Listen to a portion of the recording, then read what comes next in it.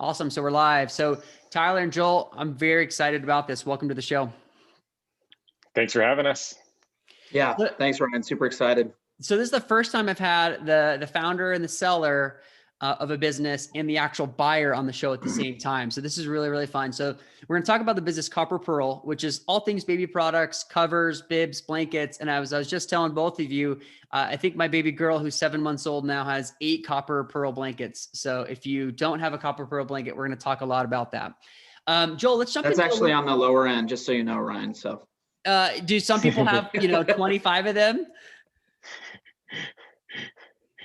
Yes. Yeah. Yes.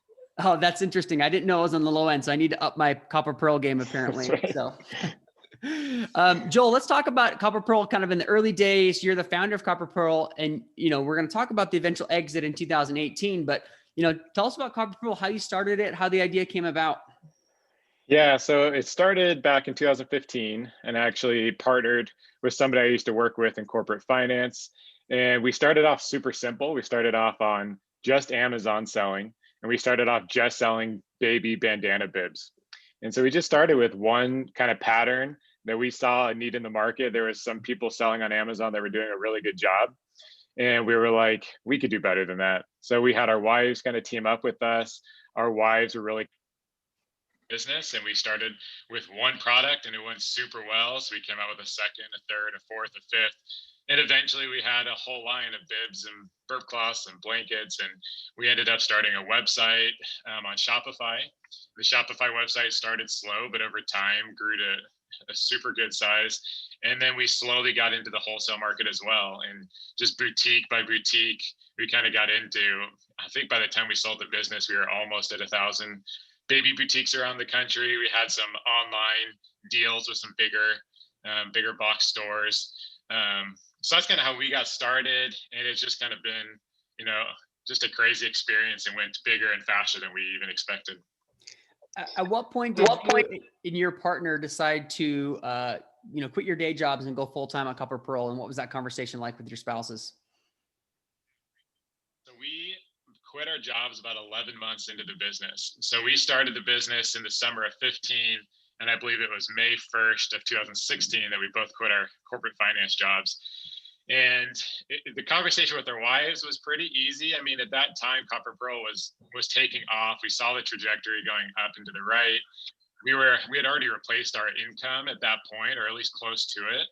And so at that point, the biggest fear was just, you're losing health insurance, you're losing the stability of the job. And there's just a little bit of unknown, but we felt confident it was just going to keep going up. And so we both put in our notice on the same day and never looked back. I love that. That's, hindsight's 2020. It seems really easy to talk about now, but at the time, it's probably hard to walk in and make that big leap. People always ask me, why would anybody sell a good business? So walk us through the conversation, you and your partner, and probably with your spouses, because they were heavily involved too, of, hey, this is going better than we ever expected. Why sell? Sells that all the time. The business is amazing and it's still going amazing today, but there were a few specific reasons. So at the time, the first reason, we were still like young married couples. We had no life savings. We had no net worth. We were working these corporate day jobs that really didn't provide much. And so the bigger Copper Pearl got, and the more we kind of thought about the idea of an exit, taking money off the table to us was super appealing, just to have that security and have that, right into preparing for the future and for retirement. So that was a big consideration.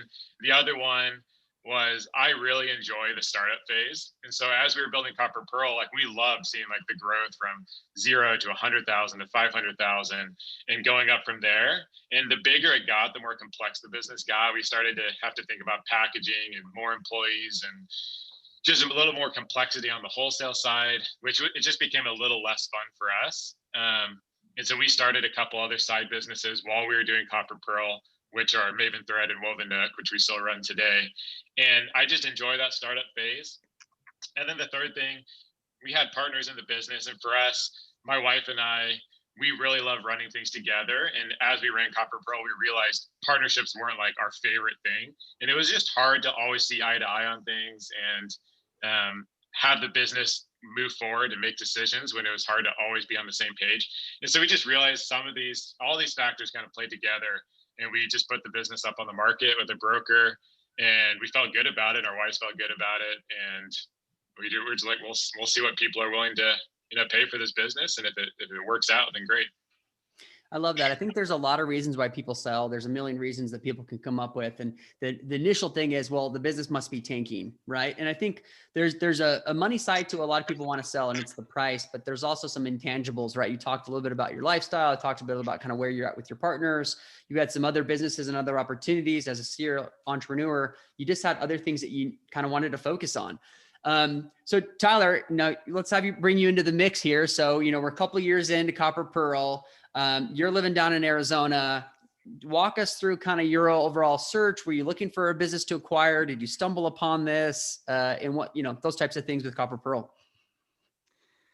Yeah, so it was kind of a process. So I was a corporate guy too, and I had been in the finance and accounting realm, and probably my last 2 years in my corporate job, I was pretty unhappy, and had just been coming home telling my wife, like, I can't do this the rest of my life. Like, I don't want to be closing the books and doing that kind of stuff my whole career. So I had started to look at other businesses, spent some time on Biz Buy Sell, coin operated laundromats, different franchises, and the spaces in Arizona were actually not very good.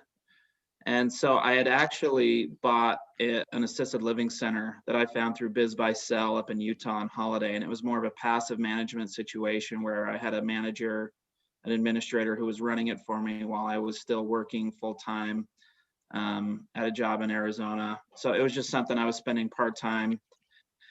And as I got into it, I'm like, I really like this. And my wife was having fun with it. And we were getting a little bit tired of the heat in Arizona. The summers, are just a little bit hot. And all of our family was up here, and kind of just the appeal of the four seasons was speaking to us. So I went back to the broker that I bought the assisted living center with, and I said, hey, do you got any other listings out there? And he sent me a list of listings, one of which was Copper Pearl. And so I actually met Joel and Cameron, Joel's partner, through this broker that I had a relationship with from this other business that I had bought. So that's kind of where I entered the scene. No, I love that. And you've looked at a lot of businesses, and it sounds like you had your great acquisition before you took over Copper Pearl. What stood out to you about this business, or Cam and Joel? Like, what stood out to you about them or this business? Well, first of all, Joel and Cameron are super smart guys, and they really ran the business with a finance mindset. And so they structured the economics and the fundamentals really for growth and profitability, which really spoke to me as having a background in finance and accounting. Just all of the fundamentals about low-cost manufacturing, quality manufacturing, structuring the pricing to where we could do retail as well as direct to consumer. That's rare. There's a lot of businesses where you've got, a pool of moms making stuff in their garage and they can't really scale. So the way Joel and Cameron organized it with the factory is to really allow it to scale. And so when I met with Joel and Cameron, I was super impressed with them. Their financials looked fabulous. I was still wondering why they wanted to sell a business like this, but I understood their reasons and kind of took it for what it was worth and plowed forward into the financing. And the financing was really where we ran into hurdles, and I would say probably the hardest part of the acquisition. And is that just in terms of how you structured it? And how did you structure this deal in that case? Yeah, I mean, I think the hard thing about a business like Copper Pearl is your assets are really in inventory, and outside of inventory, a lot of the purchase price valuation is stuck in goodwill, and banks don't like goodwill. One of the things that was interesting to me is a bank would rather loan money to a break-even Sizzler franchise, or an old like assisted living center with real estate than a super profitable business like Copper Pearl, because they wanted just to be able to collateralize 100% of the purchase price and know that they were going to get their money back. And so, we probably went to 50 to 100 banks at the beginning. And despite everything they liked about Copper Pearl and the cash flows and such, none of them really wanted to take the risk, because some of them have been burned with businesses and e-com that had had super fast high growth, but then they kind of tank after a period of time and they don't really have legs and substance to it. So we can talk more about that, but yeah, that's kind of where things hit a little bit of a snag. But overall, I was super impressed with Copper Pearl. We were using the products with our little girl Jane, and everywhere we'd go, people would ask, "Where did you get that cute blanket? Wow, the quality of that looks super nice." And so we knew that there was something different. And I'm a dad with 6 kids, and I had used lots of different products before, but I only wanted to use the Copper Pearl stuff for my little girl. And so just kind of being a customer ourselves, we kind of came to love the products that way. I love that. I love how you dove into the products. You loved the products first. And then of course the economics of the business made sense, right? And you could see how they were structured the business for rapid scale and rapid growth. Yeah. So with, in the middle of your transition, so you guys meet, you have your first conversation, you guys hit it off. What's that like? Was there back and forth saying, I think it's worth X, but you think it's worth Y? How did that due diligence process go back and forth on kind of those initial discussions? I'm sure we both remember it differently, but when we first started talking, honestly, I feel like Tyler did get it. Like, he got it from the finance perspective, and he understood like the valuation side of it. So I actually don't remember a ton of back and forth negotiating. Tyler could correct me if I'm wrong, but I feel like we had priced it at a reasonable valuation for a pretty awesome company with great social media, great products. And from what I remember, at least from the valuation side, I don't remember if there was a ton of friction. What do you remember, Tyler? No, and I want to give a little plug to this book that I kind of used. It's Harvard Business Review Guide to Buying a Small Business. It's called Think Big and Buy Small. $10 on Amazon, probably the best read you'll ever have in the space. But as I was researching that, it said more commonly small businesses sell for a multiple around 1 times revenue or 4 times EBITDA, kind of your net operating income. So I honestly, looking at that metric and the growth that Copper Pearl was seeing, I had no issues with the valuation and the purchase price. So I actually don't even remember pushing back. In fact, we ended up closing with a higher purchase price than we had originally agreed upon, just based on how the business was scaling. So yeah, that was never really a problem in terms of getting on the same page in terms of valuation and purchase price and stuff. I've always said if both parties are being reasonable and you've built a good business as the seller and the buyer is reasonable, you just said that you actually ended up paying more for the business than was originally agreed upon. A lot of times you build up the rapport with a buyer and a seller, and they want to work together and they like each other, amazing things can happen and you can have this win-win scenario. Walk us through the transition. Day one, papers are signed, money's transferred, you're taking over, you're moving your family up to Arizona. How does that transition go? What went well? What didn't go well? Yeah, I mean, looking back, the move was the most difficult part of this. I mean, we had a big family, so pulling kids out of schools, and we decided to build a house at the same time, and so living in a rental. That was much, much harder than the business transition. The way I look at businesses, I just kind of break it down into people, process, product, and systems.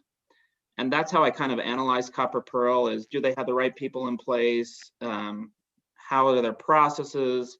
Do they have good products? And then ultimately kind of the infrastructure of automation and systems. And so all of those components were in place, and Joel and Cameron had really put a great team together. That was one of the most attractive things to me, is the people that they had under them.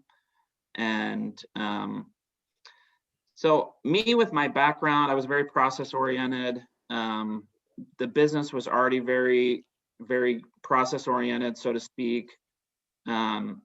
So I would say the transition went smooth. I think one thing that we both realized early on is that we were out of stock of like 50% of our SKUs. So we had to really ramp up manufacturing and build up inventory. So that was a little bit of a challenge at the beginning, working with the factory to scale manufacturing and kind of, try to figure out what demand really was. Because I think there were so many stockouts and such, there wasn't a really true idea of like what true demand was for certain products, but product lines and SKUs and stuff.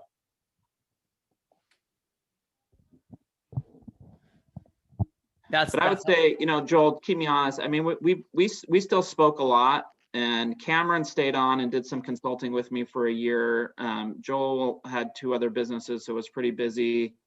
But we, spent, I think, at least the first month, spending a lot of time together, doing a lot of tasks and processes together. I had them write down kind of detailed procedures of how they did the more complex things.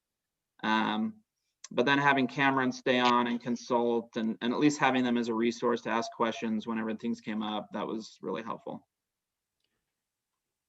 Remember, as we were closing the transaction, we had already built up a lot of trust and like credibility with each other. And so we did as much as we could to really support Tyler. And Tyler asked us lots of questions at the beginning. We got tons of stuff just recorded on paper in terms of processes.